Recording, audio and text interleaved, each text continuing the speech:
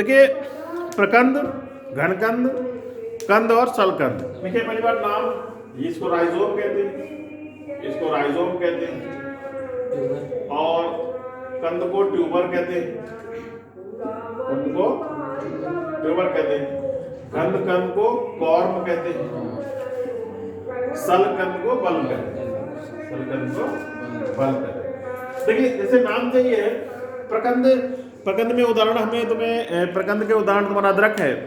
प्रकंद में क्या होता है, क्षैतिज बढ़ता है। कैसे बढ़ता है? क्षैतिज वृद्धि करता है। बस इतना ध्यान रखना, ठीक है। ये क्षैतिज वृद्धि करता है प्रकंद। और कंद जो है कोई आकार नहीं होता, कोई आकार नहीं होता इसका, ठीक है। कॉर्म क्या होता है? ये घन जैसा होता है। इसका क्या होता है? सभी आकार में सभी जो है तरफ बढ़ता है, कायदे सही से बढ़ता है, ठीक है। और ये उदग्र रहता है। ये कैसे? उदग्र चलता है, उदग्र, उदग्र ना ऊर्ध्व या उदग्र, ठीक है। ये जमीन में ऊपर की ओर वृद्धि करता है, होता जमीन के भीतर ही है, लेकिन ये ऊर्ध्व बढ़ता है, ऊर्ध्व दिशा में वृद्धि करता है, घनकंद। और सलकंद में क्या होता है कि इस पे तना कैसा होता है? डिस्क के आकार का होता है। इस पे तना कैसा होता है? डिस्क के आकार का होता है। तो ये तुम्हारा इनके आकार हो गया। तनों में क्या इसमें अंतर होता है। उसके बाद क्या होता है, इनमें सल्कपर्ण, पर्व संधियों पर इसमें सल्कपर्ण पाए जाते हैं, ठीक है। सल्कपर्ण कहाँ पाए जाते हैं? पर्व संधियों पर, ठीक है। नोट्स पर क्या पाए जाते हैं? सल्कपर्ण पाए जाते हैं। ट्यूबर में सल्कपर्ण नहीं पाए जाते हैं, ठीक है। इनमें क्या होता है? आंखों में सल्कपर्ण होते हैं। इसमें गांठों पे सल्कपर्ण होते हैं, इनमें आंखों में होते हैं सल्कपर्ण। सल्कपर्ण कहाँ होते हैं? आंखों में, ठीक है। आंखों में, आंखें मतलब आलू जैसे होता है, आलू में 3 आंखें होती है, एक आंख, 2 आंख, आंख ऐसा आकार हो जाता है, उसके अंदर कलिका पाई जाती है, तो ये आंखें बोली जाती हैं आलू की। तो इसमें सल्कपर्ण आंखों में पाया जाता है। कंद में, घनकंद में क्या होता है? इनमें भी जो है पर्व संधियों पर होते हैं सल्कपर्ण। कहाँ पाए जाते हैं? पर्व संधियों पर, नोट्स पर। इसमें भी नोट्स पर पाए जाते हैं सल्कपर्ण, ठीक है। और बल्ब में क्या होते हैं? इनमें जो है इनके जो है पर्णाधार फूल जाते हैं, ठीक है। इनमें क्या होता है? पत्तियों के पर्णाधार रूपांतरित पत्तियां, ठीक है।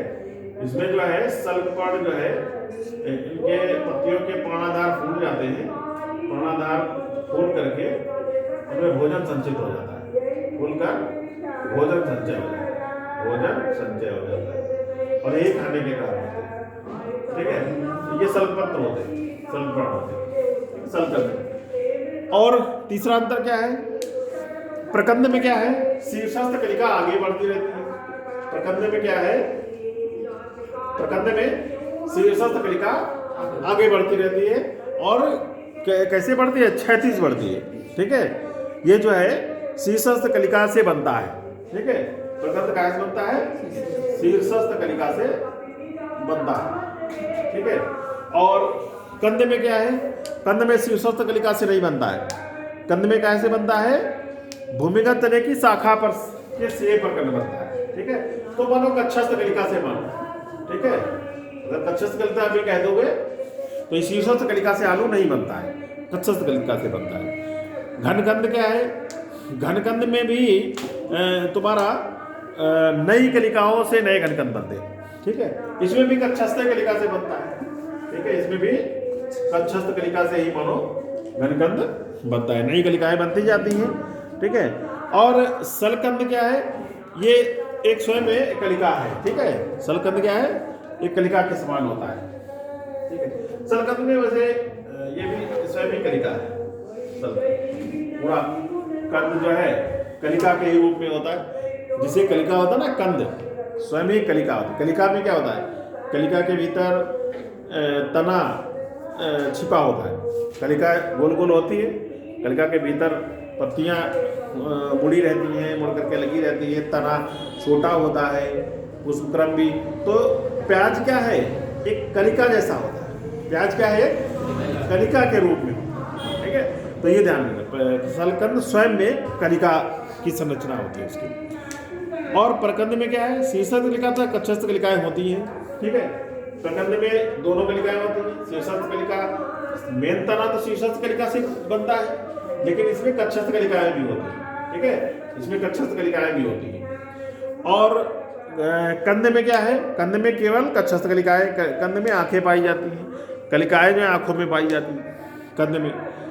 घन कंद में क्या है, शीर्षस्थ कलिका तथा कक्षस्थ कलिकाएं इसमें भी होती हैं। सल कंद में डिस्क पर पत्तियों के कक्षों में कलिकाएं होती हैं, ठीक है। तो सल कंद में भी कक्षस्थ कलिकाएं भी होती है और शीर्षस्थ कलिका भी होती है सल कंद में भी। प्रकंद में पर्व संधियां होती हैं, पास पास होती हैं। प्रकंद में पर्व संधियां जो है नोट्स होती हैं और पास पास होती हैं।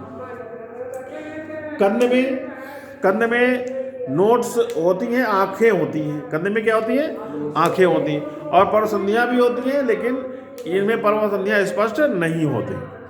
घनकंद में क्या है, घनकंद में पर्व संधियां होती हैं, पास पास होती हैं। तो घनकंद और प्रकंद में हमने बताया था एक ही जैसे होता है। सलकंद में क्या होता है, पर्व संधियां बहुत ही पास पास होती हैं और पर्व स्पष्ट नहीं होते, क्योंकि वो तो डिस्क के आकार का होता है, तो उस पर ना तो गांठ पता चलती है, ना तो पर्व पता चलती है, ना नोट्स पता चलते हैं, ना तो इंटर नोट्स पता चलते हैं। ऐसे तुम्हारा प्रकंद में अपस्थानिक जड़ें निकलती हैं। प्रकंद में कैसी, अपस्थानिक जड़ें।